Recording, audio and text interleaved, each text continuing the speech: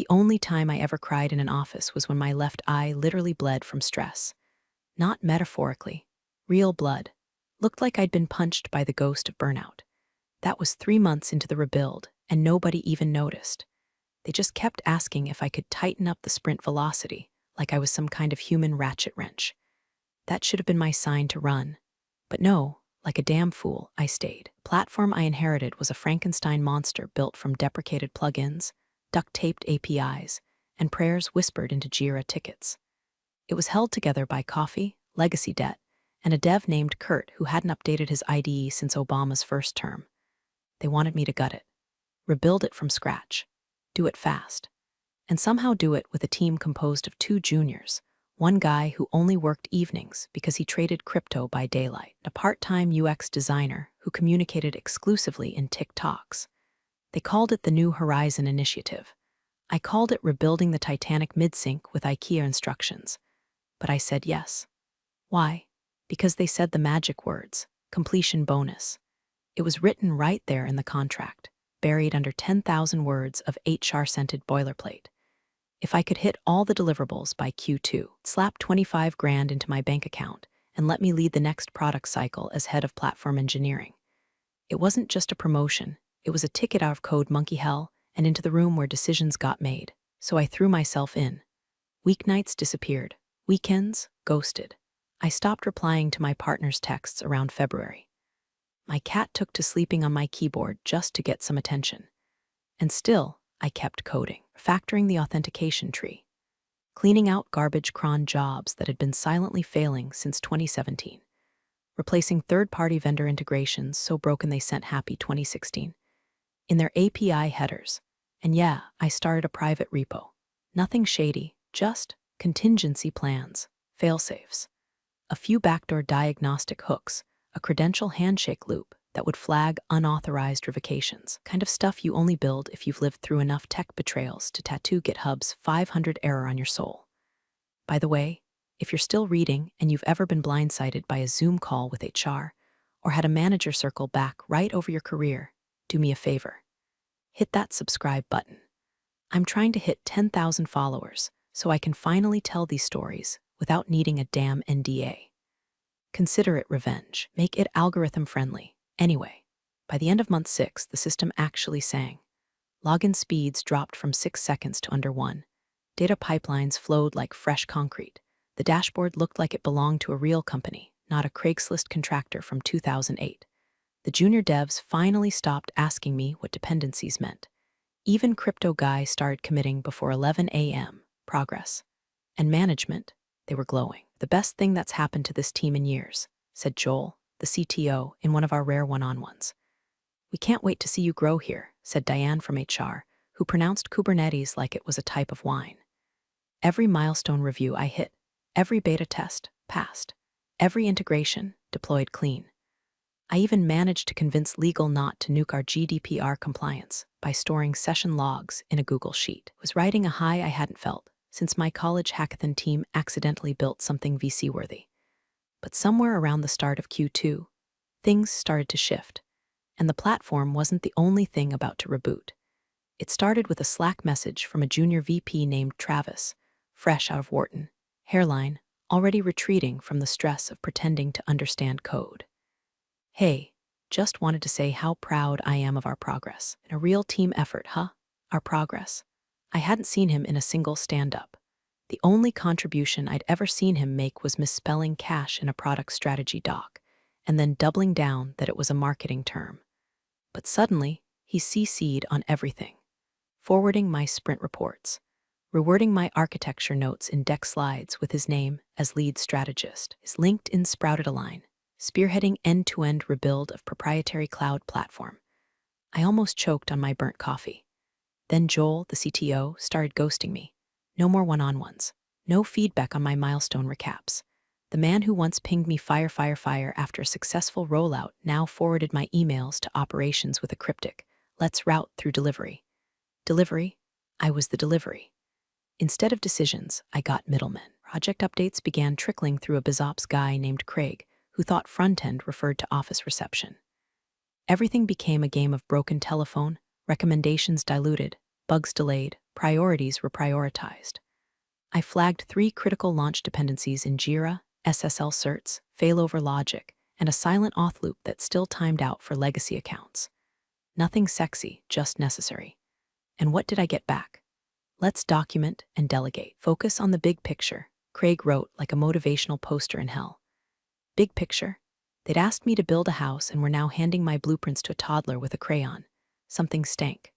Travis started showing up in engineering syncs, muted, camera off, lurking like a fungus. When I asked direct questions, he'd unmute and throw out lines like, "I trust the team to execute," or worse, "Let's circle back." Meanwhile, Diane from HR, my old coffee buddy, stopped waving at me in the hallway. Eye contact, gone. Slack emoji reactions, vanished. A creeping fog settled in. I wasn't being included, I was being phased out, but I wasn't stupid. I added a small enhancement. Subtle, elegant. A user validation step tucked between 2 token exchange processes. It looked like a harmless delay timer, maybe something to throttle login bursts or manage concurrency, kind of thing no one questions unless they really know what it's doing. In reality, it was watching, listening, waiting. It tied into my credentials at a low level and cross-checked revocation flags on privileged users. If someone tried to cut me out improperly, without the right tear-down sequence, without honoring the exit protocols I'd laid out, it would trigger a silent cascade. Nothing malicious, nothing illegal, just inconvenient. Think of it like a keyless car. Can push the start button all you want, but without the fob nearby, you're not going anywhere. I called it subroutine 37. That's it. No flashy names, no comments. Just a whisper embedded in the heart of the system, one that only cared about one thing, me. And still, I played the part. Woke up every day, logged into Zoom with a smile, kept my docs pristine, my commits clean. I wasn't going to give them a single excuse. But deep down, knew what they were building. A launch without me.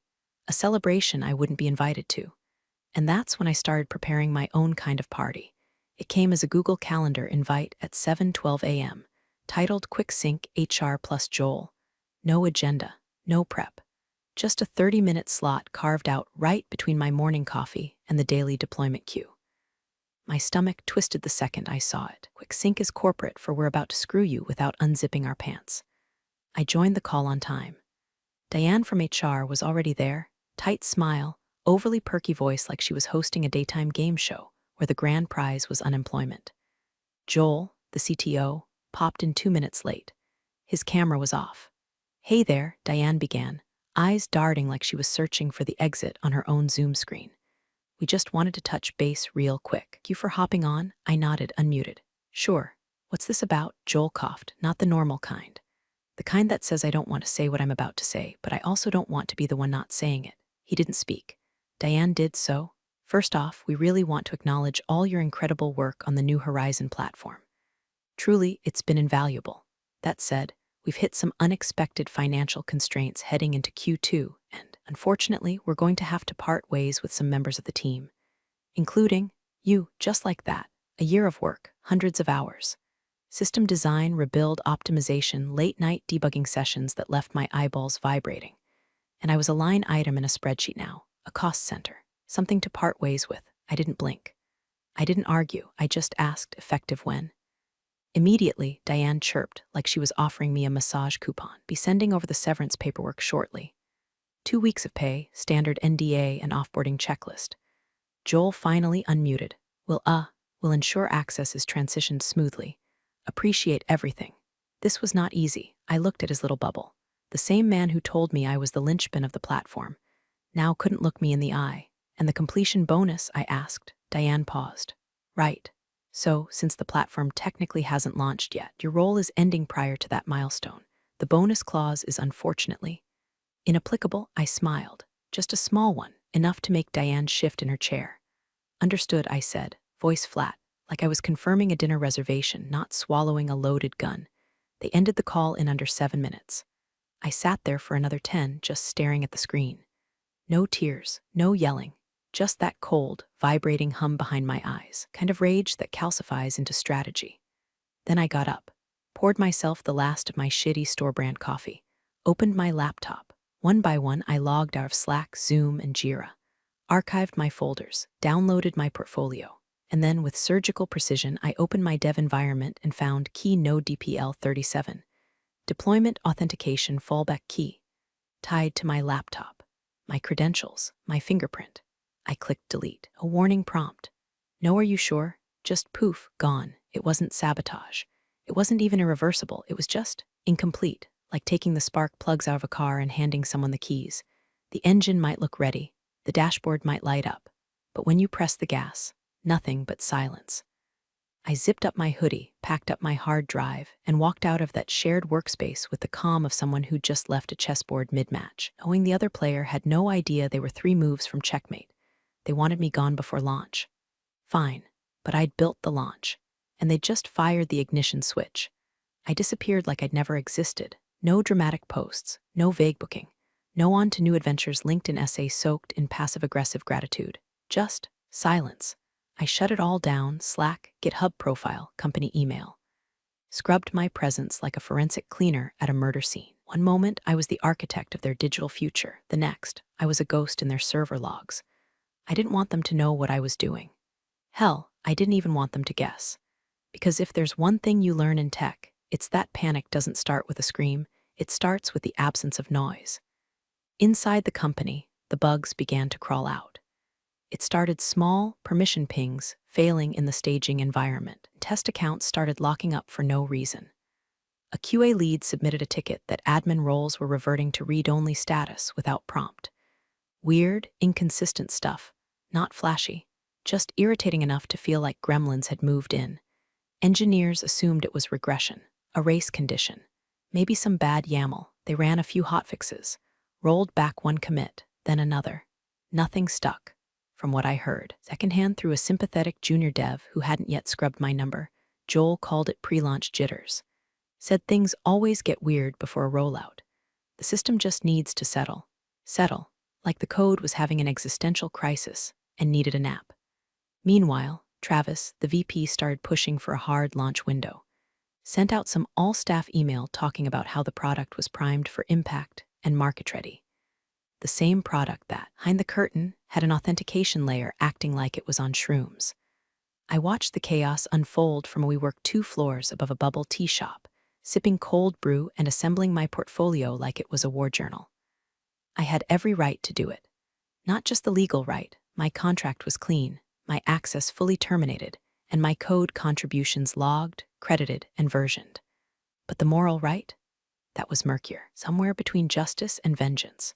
Between I warned them and I dared them. That twinge of guilt, it came late at night, when the caffeine wore off and the quiet came crawling in. When I'd think about the devs still inside, the ones who didn't know they were pawns in someone else's cover-up. The ones who'd stayed up late with me squashing bugs and brainstorming schema changes. But then I'd remember Diane's smile. Joel's silence. Travis taking credit for a system he couldn't even spell. And the guilt would dissolve like sugar in bourbon. My portfolio was coming together, clean, elegant, annotated, architecture diagrams, load test results, performance benchmarks, a before and after shot of the dashboard UI that looked like a rags to riches story. I wasn't just showing off what I'd built. I was proving what they'd lost, just in case. Because something told me this wasn't over. Something told me the real fireworks hadn't even started. And when they did, I wanted to be watching. It hit the wires at 8:00 a.m. sharp. NextGen Corp proudly launches its fully redesigned platform, engineered for speed, scalability, and seamless customer experience. They even used one of my design mock-ups for the hero image. Stripped my watermark, slapped some blue gradients on it, and called it visionary. By 8:07, X was already coughing up smoke. Users couldn't log in, not just a few, all of them, every single one, resetting passwords, broken, social logins, dead, MFA handshakes, looping into oblivion like a hamster wheel made of disappointment. I refreshed the error logs on their public API, don't ask how I had them bookmarked, and watched the 500s and 403s pile up like dead birds at a wind farm. By 8:18, subreddit had its first meltdown post. Is anyone else locked out of their account? All my saved data is gone. At 8:31, someone in support posted a canned reply about scheduled maintenance. At 8:32, the same person deleted the post. By 9:00, the press release was quietly taken down from the homepage. Somewhere across the city, Joel was probably sweating into a $70 shirt, trying to spin the dashboard like it wasn't melting in front of him. And melt it did. Internal tools were reporting session IDs cross-mapping between users. A gym franchise owner in Omaha somehow ended up viewing customer data from a spa in Tallahassee. Error flags triggered security protocols, which triggered auto lockouts, which fed back into the system's watchdog. And boom, a beautiful recursive panic loop. Then came the kicker. Joel tried logging into the admin panel. Access denied. He tried again.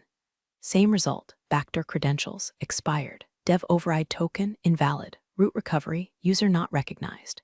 The gate he locked me out of had slammed on his own damn fingers. Because the core credential logic, the very sequence that authenticated superadmins, ran through a validation node I'd embedded months ago. Subroutine 37. And guess whose credential fingerprint it was keyed to? Mine. They never bothered to review the fallback path. Never audited the nested function stack that handled access tiers. Never even questioned why a system this robust was working so flawlessly right up until I left. I stirred my coffee slowly, watching it swirl like a black hole of poetic justice. In the WeWork lounge, a guy across from me was pitching a dog-walking app. I smiled at him. He smiled back. No one knew that 5 blocks away, an entire company was imploding from a line of code tied to a woman drinking single-origin Colombian and casually polishing her resume. My phone buzzed, 3 LinkedIn messages from recruiters. One of them asked, "Were you involved with the New Horizon build? Impressive architecture." I didn't answer. I just closed my laptop and leaned back in my chair. The fuse had burned. The detonation had landed, and the real fun was just beginning. By noon, office was a corporate thunderdome. Slack threads exploded like fireworks, with managers flinging blame like hot potatoes wrapped in HR-safe language.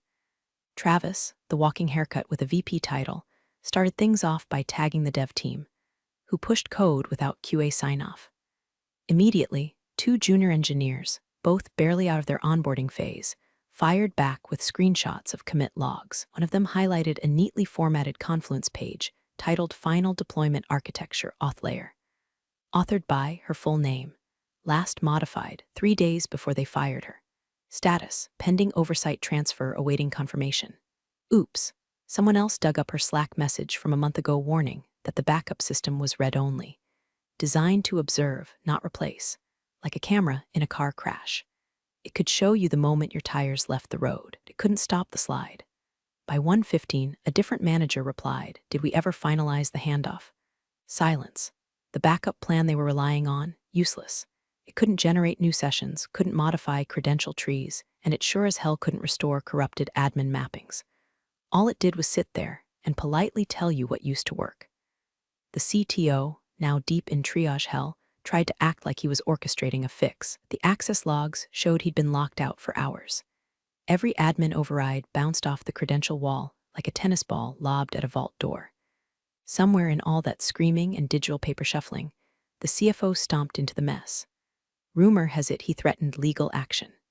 Said words like intellectual property, contract breach, and willful sabotage. Probably shouted them into a phone while staring down a graph that looked like a ski slope from hell. Here's the problem with swinging threats in a room full of liars. Someone always checks the paperwork. And the paperwork, flawless. Her contract had no IP clause binding post-departure control. Her documentation had clearly marked escalation points. Every warning she'd issued was time-stamped, delivered, and ignored. She didn't trigger a failure. She built a system that expected continuity, and when they broke that chain, the system responded exactly as it was designed to. By 2:00 p.m., she was back at her desk with a ginger tea, rereading a message that had just popped up on LinkedIn. "Hey, did you build the New Horizon platform? Incredible design. We're hiring at Velocity X. Can we talk?" Her smile was small, detached. Not smug, she wasn't the villain here. She didn't rig a bomb. She just knew that when you cut the head off a system, the body twitches. That's not malice, that's physics. Still, there was one moment that genuinely made her pause. A dev had posted a screen from the public API docs. The changelog, there it was, clear as day. 2024 to 02 to 13 added credential-linked access validator for enhanced admin security. Authored by her name, reviewed by Joel the CTO, approved, white heavy checkmark public, traceable, immutable.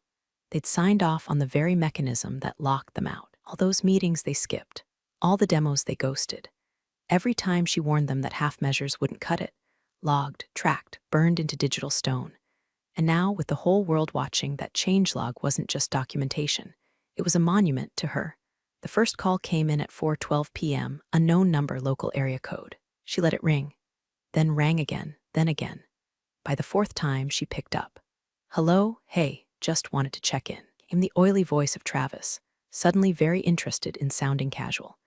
"Bit of a hiccup on our end today. Nothing major.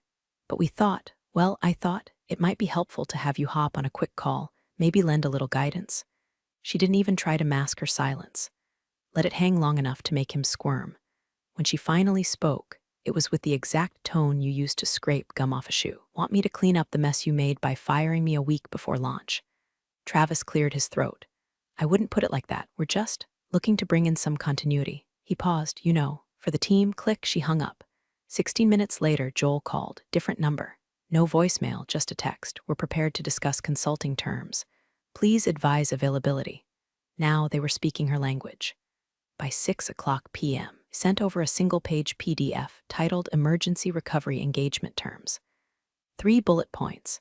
$900/HR. 3-hour minimum, 50% payment upfront via wire transfer. Emergency billing tier applies for response within 24 hours. No negotiation.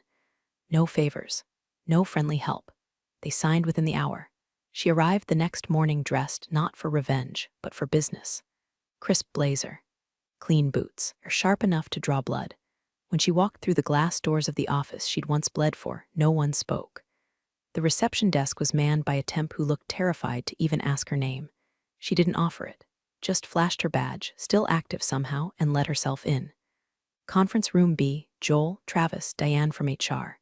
A few engineers pretending to look busy while quietly praying she'd save their jobs. She sat, opened her laptop, said nothing. Joel stammered, "We appreciate you coming in." She looked at him like he was a poorly documented API. "I need a clean environment, isolated endpoint access, and no one touches anything until I say so," she said. "Also, your VPN is leaking credentials. That's not my problem, but it will be if you ignore it." They nodded like bobbleheads. She got to work. 30 minutes later, the system was humming. Credentials rerouted. Session data integrity restored. Admin access returned, with 2FA this time, because clearly no one had read her original documentation. Then came the final move. She ran a diagnostic audit on the credential tree, pulled up a tamper log she'd embedded months ago as part of subroutine 37, hidden in a utility class buried under 3 innocuous-looking methods titled things like string sanitize helper. On screen, timestamps, IP addresses, commit hashes. One entry highlighted in red, manual modification of validator protocol 3/14, 9:42 a.m., right after her termination. Joel squinted. "What is that?" "That," she said, "is proof someone tried to disable my access logic without authorization. Post-deployment, post-firing." She tapped a key. The audit log exported itself into a zip, encrypted with a passphrase only she knew. A digital middle finger sealed in metadata. Across the table, Diane's face drained like expired toner. She unplugged her laptop, slid a printed invoice across the table. Final amount, $12,150. A sticky note on top read, completion bonus retroactive adjustment, $80,000. See page 2. Travis opened his mouth, closed it again. Joel nodded. She stood, smoothed her blazer, and walked out of the office without looking back. And as the doors closed behind her, only thing they saw was their reflection, and the faint outline of their own failure mirrored in glass. 1 week later, Joel was gone. The board didn't host a farewell party. No cake, no press release. Just a terse internal email from legal that read like a eulogy for a man still standing. Effective immediately, it said. "We thank him for his contributions." Translation: "You cost us a 6-figure outage and made us look like clowns. Goodbye." Travis didn't get off scot-free either.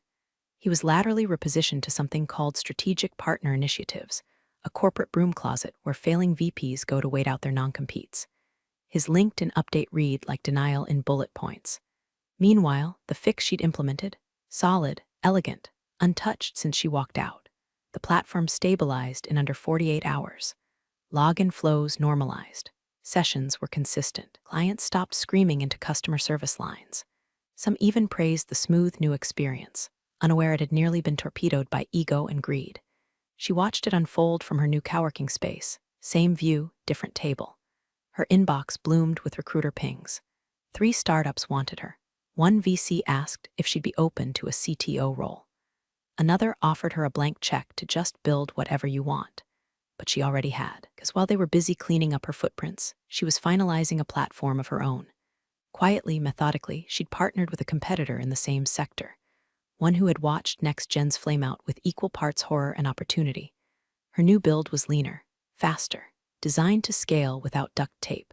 No legacy rot, no committee sabotage. It was already in private beta. It already worked. And it was launching next quarter. The timing was just right. That morning, she sent her final invoice to Next Gen. It was simple, elegant, line items in black and white. Emergency consulting, 12 HRS, $10,800 diagnostics and recovery, $1,350 completion bonus, retroactive per contractual milestone, $80,000. She didn't wait for them to respond. Didn't care if they argued. Didn't need the money. It was about the principle. The full circle click of poetic justice, signed and time-stamped. Let them squirm under fluorescent lights, wondering how they'd let her go and handed their future to someone who'd built a smarter one 2 blocks away. Let them remember her name, still printed in the API logs they never bothered to read. And as her competitor's launch date crept closer, one line echoed in her mind. They fired the architect, but she kept the blueprints. Appreciate you sticking around, you wise old rebels.